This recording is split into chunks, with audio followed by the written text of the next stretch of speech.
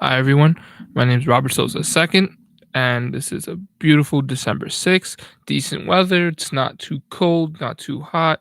Perfect December 6th. All right, let's get into it, everyone. Specifically, MLB. So let's start off with the New York Yankees. The New York Yankees, this offseason, they've gotten some minor deals, but nothing too crazy yet, it appears, other than they got Paxton in a deal with Seattle. That was actually pretty significant. But since then, there's been not a really significant new development 100% yet.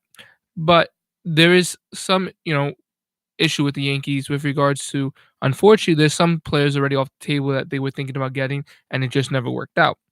One of them was getting the pitcher, um, a starting pitcher from another team in the National Leagues that they were thinking about getting, but unfortunately, money kind of played into it, and the Yankees were smart about it, where they weren't going to spend. I'm sure, even though they're willing to spend certain amounts, just because of how things are going with the pitching these days. Pitchers are really important, especially starting pitchers. They are really important, but there are some things now, just because they know, other than what they knew before, is that you can't spend certain amount of money for certain pitchers just because you don't know the age, injuries, things like that. And the Yankees weren't willing to make a deal with a pitcher that the Yankees looked like they wanted, that they wanted the guy. They really did. But money wise, it became too much. So it was just crazy. The Yankees wanted to get Corbin, but another team did, the Nationals. The Washington Nationals got them for a lot higher price than the Yankees, year wise and salary amount wise. They just didn't want to do it. They were thinking maximum 5 years, $100 million, and even that wasn't 100% what they were looking for. They were probably looking at a 4 year deal with 17 to $20 million per year type of situation going on, and that's what they kind of wanted. But I guess Corbin, and his agent, or and his agent worked together and probably didn't agree on that. Makes sense. If you're Corbin, you look at the market, what do you think you can get? And regardless of, maybe he was a Yankee fan and he was excited and was younger, but this is a business. And for him, I get it. You want to get the most money out of all this, because you don't get to be a free agent that much in this league. I mean, in baseball, you do is more than other sports, but it's still very far and few between sometimes. So he wants to get the maximum amount of money he can. He got it with the Nationals. And another thing, he stays in the National League, so he's familiar with that.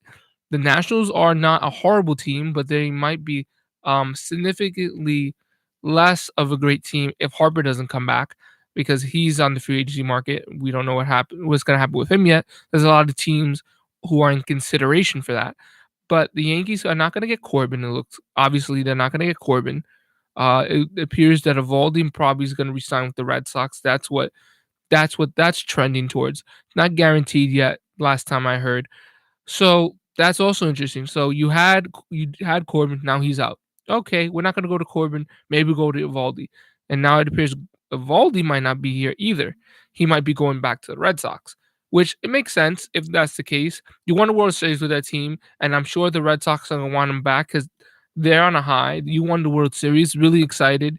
Yeah, let's bring him back. You're not 100% like other teams where they might be, yeah, they're going to do the research on Evaldi, but they already know him. They had him for a year. They know how he is as a locker room guy. They know how he is with the GM and ownership. You know how he is with the fans. So all those boxes are checked already. He won a World Series with you. He was an important guy in the World Series. Think about this, folks. Evaldi, a very good pitcher. He was with the Yankees, then he had injuries, and Tampa Bay took him, and he traded to the Red Sox for. But think about this. This guy, who had significant coming off a significant injury, pitched really meaningful moments in the postseason. Some that he didn't have to do completely, but he did anyway. Which, I mean, this bullpen work that he did. That, yeah, I'm sure coaches wanted him, but they were probably thinking, no, we can't have this guy do this, because in the back of their minds, not in the forefront, but in the back of their minds, they're thinking, this may not be the best option or the best route. Let's not do this. But Valdi said, I want to do this. We're going to help the team. This is what I want to do. So the Red Sox, why wouldn't they bring him back? So that now the Yankees have lost Corbin, possibly Evaldi. Who's next? Now this is where you get into towards the bottom of the second tier, really maybe the third tier kind of guy, meaning start instead of a second pitcher in the rotation, a number two guy. Now you're looking at maybe a number two, but he's more of a back end number two to a probably a solid number three.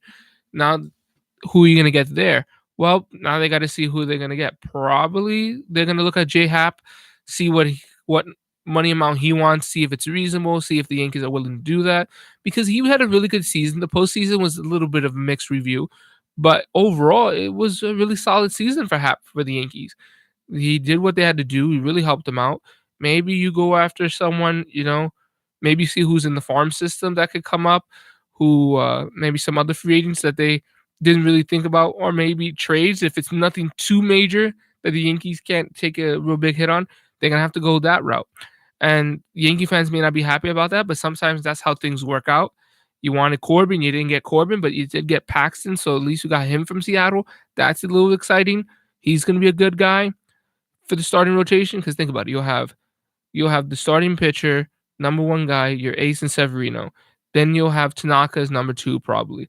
Then you'll have Paxton probably as the number three. Then you're probably gonna do Corbin. So Corbin was gonna be either two, probably gonna be two or three, and then you alternate. So now maybe you get Hap. So it'll be the starting rotation could go like this, pitching wise. I mean, so you have the ace and Severino, you have Tanaka, then you'll have Paxton, or you have Paxton then Tanaka, then you have J Hap, and you have CC Sabathia. That's a pretty solid rotation of starting pitchers. You probably want to get someone else because CC Sabathia, he's in the older years for baseball, so he's probably not going to play as much games if it's because of injury or just because they want to manage his inning limit so he can stay successful for the rest of the season and coming the playoff success that they want out of him. So there's that. So that's what the Yankees are up to. And then also, of course, hitting wise and fielding, who they're going to get, still looks like Machado's in on this. The Yankees are in on Machado. We'll see what happens. I think that's viable. It's going to be tricky. I don't think you could get Harvard just because too many guys in outfield. What are you going to do? So it's probably what you're going to do.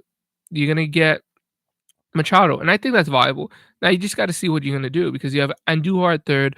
You have no shortstop right now, but Didi's going to come back. Probably what you're going to do is, if you sign him, will be you get Machado, you put him at shortstop until Didi comes back. Then when Didi comes back, you're going to have to put Didi at shortstop, Machado at third. So then what happens to Andujar?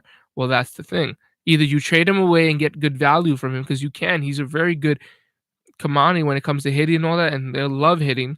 Maybe you DH him, or maybe you slide him to first base because you don't know what's gonna happen with Greg Bird. But we'll see. We'll see how that goes. Now let's move on to the Mets. The New York Mets did something that a lot of fans were not happy about, but I think if it works out, it's honestly going to be pretty good. So the Mets got Robinson Cano and a closer in Edwin. So from Seattle. That's really interesting. And of course, you sent Jay Bruce, some minor league guys, and things like that. And also on top of that, Seattle is going to pay $20 million of the contract, I think, per year or something like that. It's $20 million, but I don't remember. I don't think it's specifically mentioned if it was it per year or throughout the whole contract. But whatever it was, that's a little disconcerting. You would hope at least they would eat $30 million, but they only eat $20 million. That's a shame. That kind of is a little like, but overall, I think it's a solid deal because you got to think about this. Robinson Cano, yes, he's got 5 more years on this contract, but he's not an old 36 where you're like, oh man, we got this guy. He could barely, like the days when Winfield was older and you saw him drop balls in the outfield and he wasn't what he used to be. No, you have Robinson Cano, and I think you have 2 good years, I think 3 at the most, of him still being solid at his position when it comes to fielding, and still he has a sweet swing. No matter if he's going to be in his 50s, he's going to always have that kind of sweet swing to it when it comes to hitting. So I think you have good at least 2 years, at most 3, and that's good because that's the Mets' wheelhouse right now. The Mets probably are looking to be great for the next 2 to 3 years, just because you have players on the roster, you have pitchers under control for that amount of time that they have, in DeGrom and Syndergaard and all these things. You have them with that time frame, probably For some, it'll be 2, for some, it'll be 3. So this works out perfectly. If Robinson Cano is good for these 2 years, the pitchers are great, the outfielders are right, other infield players are fine. You have all these things. You have a really good closer, and yeah, he's coming from the American League to National League, but that doesn't equate. Usually, you're worried more about National League to American League. American League to National League, I don't think. I mean, yeah, he might have to adjust to hitting, but even then, probably not because he's a closer. Usually, closers don't come in and hit that often because they come in the ninth, and even the eighth, it doesn't happen that rarely. So you don't have to worry about that as much either. And the closer is 24 years old. I believe he's under contract for another 4 years. So I think overall it's a solid deal. Now, if this is the only deal that the Mets make, that's a little concerning because you want to do better. You want to get some other pieces and not just this be your holy grail. This is a stepping stone, a solid one, and a successful one most likely, but you need more success. You need to get some other players. You go and see what you could do about a Machado or what you can do about a Harper, someone like that. See if you could get him. I know the Mets always think financially first. And some sorts, I get it, but there are times where you have to say, listen, we usually go this route, but we got to change because this someone could change the game for us. So whether that's Harper, Machado, I think the Mets really should consider this. They really should because this could really set them up for great success the next couple years, and that's what the Mets want, especially right now. Think about it, Mets fans. If you get if this works out with Cano, which hopefully it should, and the closer is really good, then on top of that, you get someone like Harper Machado. That's a pretty good solid team. And the National League right now, specifically your division, is not that great either. Nationals are losing Harper. Other teams just are kind of trending downward instead of upward. So this could be the Mets moment. It really can. So I hope that the Mets continue going forward. And I like the GM that they have in Wagner, where he is the GM and he was an agent before, but he so far, at least all his talk and some of the action he's done so far, it's trending upwards and it looks like a success. I mean, but there's a catch 22 to this all. Yeah, he looks good. It seems great, but there's only two ways this can go, unfortunately. There's no middle ground, I don't think, in this.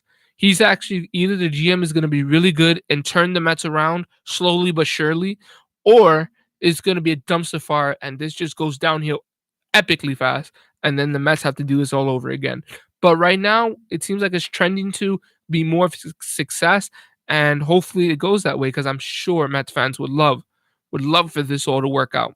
So when I come back, I'll be talking about the New York Giants and the New York Jets and how they did last Sunday and how they're going to do coming up this Sunday.